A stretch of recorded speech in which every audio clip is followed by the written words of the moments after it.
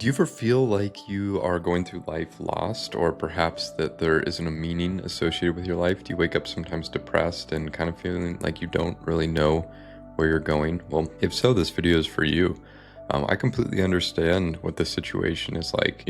Personally, I've experienced what life can be like without a sense of purpose or without a sense of meaning towards orienting myself in the world. And that can be a very dreary perspective, and more so than just dreary, it can be absolutely crushing to not have a sense of purpose or a sense of meaning in one's own life. And so I just want to empathize with what you're going through, and hopefully through this video together we can help understand a little bit more about what it means to develop a sense of purpose, and kind of maybe we can find a little bit of a direction for you to at least start heading in perhaps the right direction. And so today what we're going to do is we're going to kind of orient ourselves around this idea of purpose.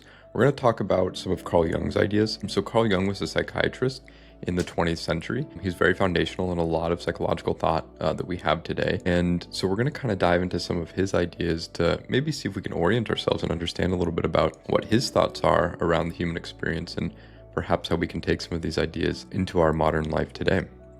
And just to kind of kick it off as well, I want to share a couple of statistics on just this idea of purpose, because I think it is more so than just like this woo-woo fad.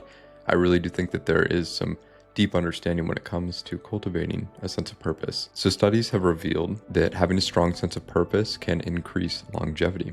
People with purpose are 2.4 times less likely to die prematurely. So that's pretty incredible to know that, with a sense of purpose, perhaps we could live a longer life. Having a purpose also has been shown to boost mental health, with 89% of those with purpose reporting better emotional well-being. And just on a personal note as well, I've also personally experienced what it's like to not have a sense of purpose. I've woken up in my past and understood what it's been like to not have a sense of direction in life. And that can be really difficult. I've had mornings where it's been really hard for me to get up out of bed. And I think that especially for men, and of course women as well, but just in relation to speaking to men, that having a sense of purpose really can increase one's own self-worth. One's sense of self-worth. Not having purpose can make one's self-esteem feel kind of low. And so part of the reason we're going to talk about this is because it's really important that we orient our lives. And so in the psychology of Carl Jung's entire psychology is kind of wrapped around this idea of individuation. So individuation is this idea in Jungian psychology of becoming one's own self, becoming who someone was meant to be from the beginning. James Hillman, who is a fantastic writer and author, and he studied underneath Jung and then later developed his own form of psychology called archetypal psychology. So James Hillman has this idea that essentially inside of each and every one of us is imprinted this incredible vision for our lives of who we're meant to be. And just as the oak tree is imprinted inside of the acorn, that same sort of vision or calling or who we're meant to be is actually imprinted inside of each and every one of us. And so just connecting with that energy of recognizing that what you're looking for is already here, and it just will involve a little bit of self-exploration. And so with this idea of individuation, kind of coming back to it, part of this process of individuation is not to confuse this idea with individuality or individualism. Our culture, especially in the Western culture today, has a deep and entrenched sense of individualism, meaning it's all about, what I can get out of life and my own personal experience, and cutting away from everything else and really kind of looking at each individual. And although that has had some positive repercussions in today's society, there are some detriments to that kind of thinking as well.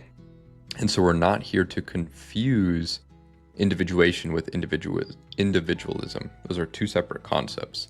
So individuation is the process of becoming who we really are. And in Jungian psychology, the way that we understand this is by understanding that the process of individuation is the process of reorienting the ego to be in service of the small self, the personality, to being in service of the greater self or of the whole. And so this is the process of learning to only meet one's own needs to then having the process of meeting the needs of many. And even in 12-step recovery, this is that same process of moving from a place of selfishness to a place of service. And so in this process here, finding one's purpose, having a sense of purpose means having a sense of utility in some way. Just as a hammer has utility in meeting a specific requirement for that tool of being able to hit a nail on the head. One's own sense of purpose also has a specific utility to serving other people. And so with this sense of purpose, also understanding that it's not necessarily just about finding one's own passion and then kind of leaving the rest from there. It's obviously, of course, we want to enjoy what we do with our purpose. Otherwise, what's the point? However, just because we find our purpose doesn't mean everything's going to be dandelions and roses afterwards. Finding one's sense of purpose can also mean that we need to face trials and tribulations as part of the process as well, and initiations and going through the process of learning something. However, what's different about the sense of purpose, as opposed to maybe a sense of individualism or just sort of like hedonistic passion seeking, is that sense of purpose, it has an orientation towards helping others or serving others in some particular kind of way. Carl Jung has a quote here. I'm just going to share it with you. He says, "The privilege of a lifetime is to become who you truly are." And so even from that standpoint, finding one's sense of purpose, there's kind of this orientation that one's sense of purpose is also wrapped around vocation. And although there is an element of that, and it's a very large element, I think the vocation is, especially in American culture and Western culture, what we're doing on a day-to-day basis, one sense of purpose is ultimately to become who we really are. And so what that means is actually finding out who we really are inside. And so that is that process of moving away from seeking the external world to starting to listen within and starting to seek answers from one's own psyche. Jung also said, "A man cannot stand a meaningless life," showing how vital purpose is to our psychological survival here. And so when he says a man cannot stand a meaningless life, essentially Carl Jung's thought was that humans are meaning-making creatures, that essentially what we do with life is we make meaning of everything that we're doing. And one element that he thought of as well is that he didn't see this meaning-making process as any different from what he called like a religious function, what we might call like a spiritual function. And I use these words not in a way to connotate any kind of religious dogma. This is more so just an understanding of orientation in one's own psyche towards the universe around them. And to Carl Jung, he basically said that in order to develop the sense of purpose or the sense of meaning in one's life, we have to have a worldview that allows for us to serve something greater than ourselves. That essentially we cannot play God, or we cannot be the ultimate supreme being. We also have to recognize our humanness as well, even though there may be the paradox of both existing simultaneously. And so essentially what he's saying is that part of this involves developing one sense of spirituality. And I mean this once again, not in the religious context, but in the sense of your connection to a sense of a higher power, your connection to nature, your connection to the divine, however you want to experience this and use the language, but finding a way that you can start cultivating that.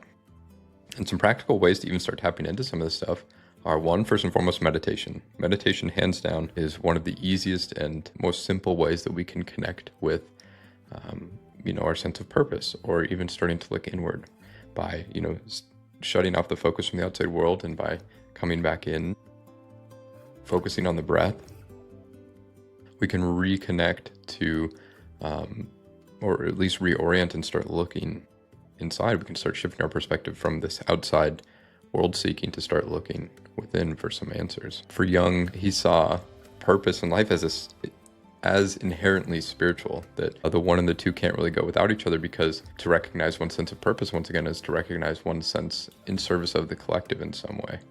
And so in order to orient oneself through deep existential crises of, what's the point of all this?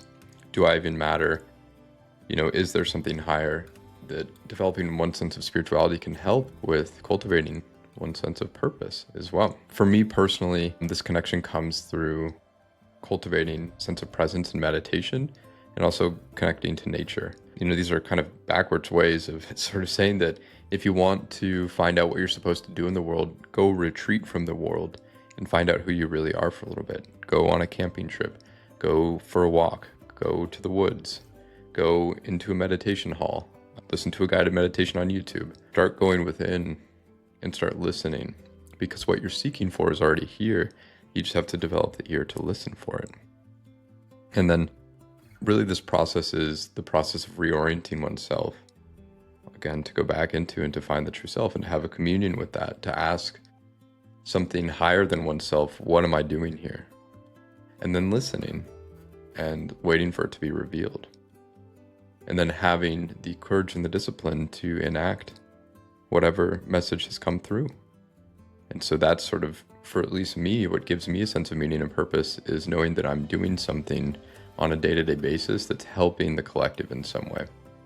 That for me, in order to orient myself around my sense of purpose, I've had to start cultivating my sense of spirituality, start connecting with something greater than myself, and then start being of service to whatever that is. Even if that sense of something greater than oneself is nature or a community or a particular group, something that you can do to start connecting with that and start to serve that. That really is one way to connect to that sense of purpose. And then we also just have, taking practical steps. Purpose isn't found necessarily only by sitting in meditation. There's also just the practice of going and finding out what you need to do. Sometimes this means just going and getting a job and just seeing if you like it for a couple of months. And if not, that's okay too. Kind of learning what you like, what you don't like. What did you enjoy doing as a child? What were some of the things that you really connected with or really lit you up? Has there ever been a job or a vocation that you've really enjoyed? Kind of asking yourself some of these questions as well. And just to kind of summarize sort of what we've been talking about today, it's important to, one, connect with your sense of spirituality, to find meaning in that sense of spirituality, to ask that sense of higher power or self what it is that you're here to do in listening, and then taking action, and then having those small tools that we have, the breath work, the yoga, the meditation, whatever it may be, to continue to cultivate our body and our mind and our awareness towards being able to be of service. And so really that sense of purpose does come from that orientation, that shifting of being focused on how I can get what I need only while screwing other people, to how can I be of service to the collective. And so recognizing that sense of purpose, you will find a deep sense of purpose if you go and meet somebody else's needs. If you want your own needs met, try and go meet somebody else's needs. If you want others to smile at you, try smiling at them. If you want others to love you, try loving them first. So going at this perspective in a way that you're instigating to the universe, that you're ready to find what you're looking for. So with that, thank you so much for tuning in. If you need any help working with somebody one-on-one to help discover your sense of purpose or meaning, you can schedule a call with me down below. I'm currently taking on clients. Other than that, if you wouldn't mind liking and subscribing, it would help this video to get into the algorithm. And if you're on Spotify, if you wouldn't mind rating this video as well. Thank you so much for tuning in, and we'll catch you in the next one. Take care.